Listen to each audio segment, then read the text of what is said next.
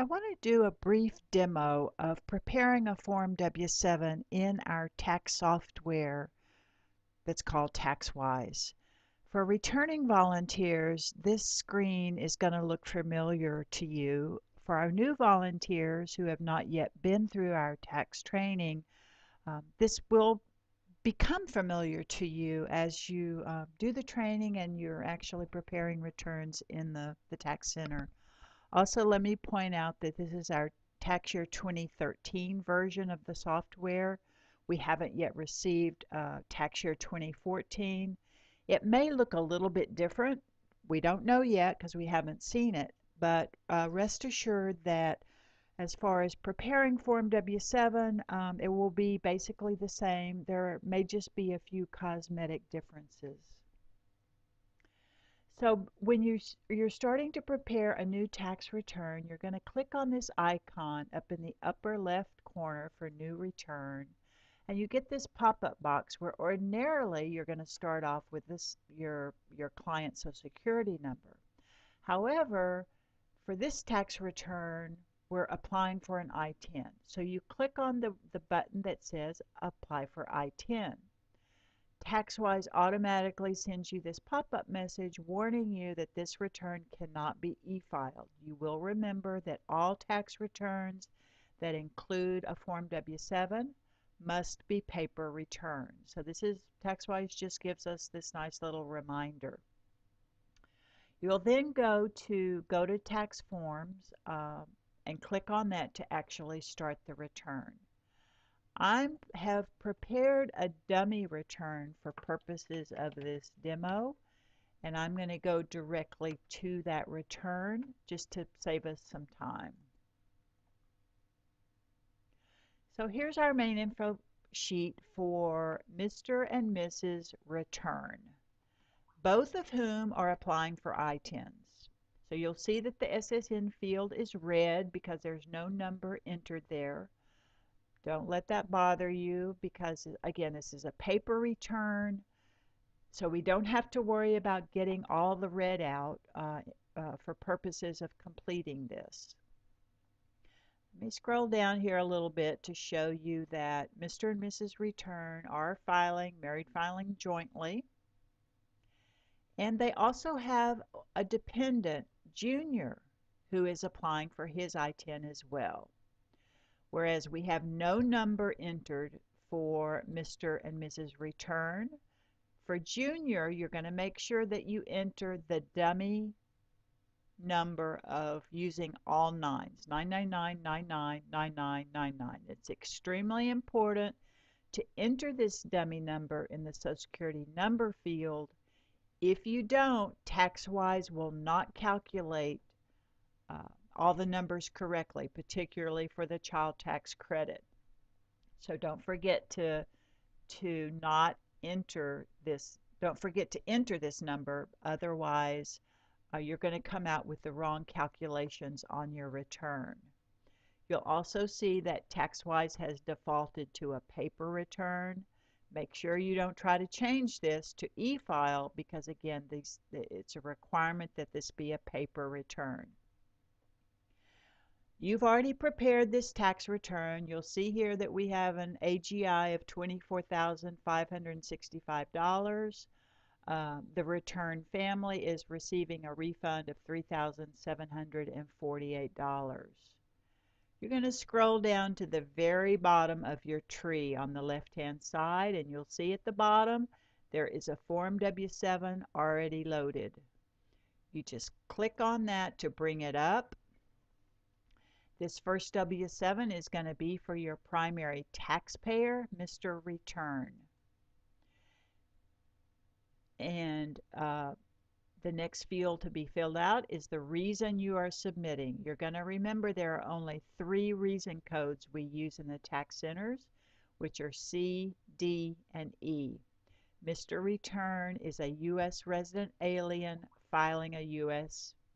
tax return. He is the primary taxpayer. He's a resident alien based on his days of presence in the U.S. He satisfies the substantial presence test.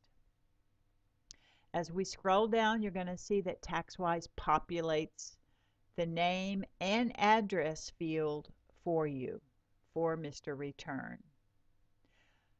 You're going to need to enter his foreign address, which is the last foreign country in which he resided. Mr. Return tells you that he is Canadian. That's where his nationality is. He was born there. That's the country he last lived in. So you're going to enter Canada in these country fields. Canadian is not a country. The W-7s are rejected on that basis, so make sure you actually spell out the country name. His country of birth is also Canada. And you're going to click male for his gender. Country of citizenship is Canada. The documents, the identifying documents, please don't make an entry on any of this, even though perhaps Mr. Return has his passport with him and you could enter the information. Please do not. And the reason is because there are very specific requirements as to how the document information is entered. It's much easier, time-saving if you just leave all this information blank for now. The only entry that is essential is his date of entry into the U.S. because this establishes the substantial presence test for him. And Mr. Return tells you that he entered, let's say, January 15th of year 2000. So he clearly meets the substantial presence test and is a resident alien for tax purposes. Rarely have our clients been issued an IRS number, so 6E will almost always be no. If you're not sure, just leave that blank. And then we get down to the signature portion. So you've completed your first W-7, which takes what, 15, 30 seconds max? We talked about signatures. If you're not sure about that or don't remember, you can go back and review that module in this training. We're now going to complete a W-7 for Mrs. Return. Remember, she also is applying, so you just click on the little plus button by the W-7 field, brings you up a new form, and we're going to go through the same process for Mrs. Return. She is the spouse. She is reason code E. She is the spouse of our primary. And you'll see that TaxWise populates Mr. Return's name for you. If he already had a social or ITIN, it also would automatically populate his number in this field. But since Mr. is also applying for his ITIN, this will remain blank. We have Mrs. Return's name is entered, her address. She tells you that she also is Canadian. That's the last foreign country she lived in. She was born there. Her gender. She is a citizen of Canada. She tells you that she entered the U.S. with Mr. Return, so we have the same date of entry, has no number, and her W-7 is complete. What was that, 10 seconds maybe? We're getting faster. We go back to the tree. Remember, now we need to complete a third W-7 for our dependent, Junior. Up to the top of the form, you're going to click the dependent box. Dependents are reason code D, dependent of a resident alien in this case. Populates Mr. Return's name for you once again. Now we don't have Junior's name entered here. That's because TaxWise, you may have several dependents on the return, all of whom are applying for an ITIN, and TaxWise can't determine which of those this particular W-7 is for.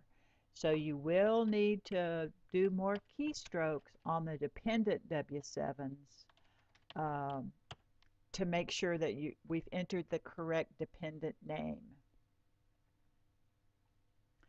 Junior also is Canadian. That's where he last lived and so forth. Okay, what's happened here? For some reason, it's not entering the information for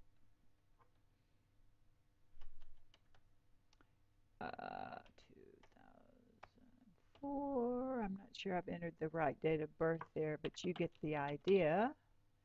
Junior is male, and he came in with his parents. No number. All right, so we have now completed all 3 of our W-7s. The tax return is completed. The next step is to print your return. You're actually going to print 2 copies of this, one that's going to be submitted to the ITIN department and a copy for the client. Remember that when this return prints out, on the paper copies, you're going to scratch through the dummy ITIN number for junior on each copy, just to make sure the client doesn't get confused in the future. Thank you for your attention.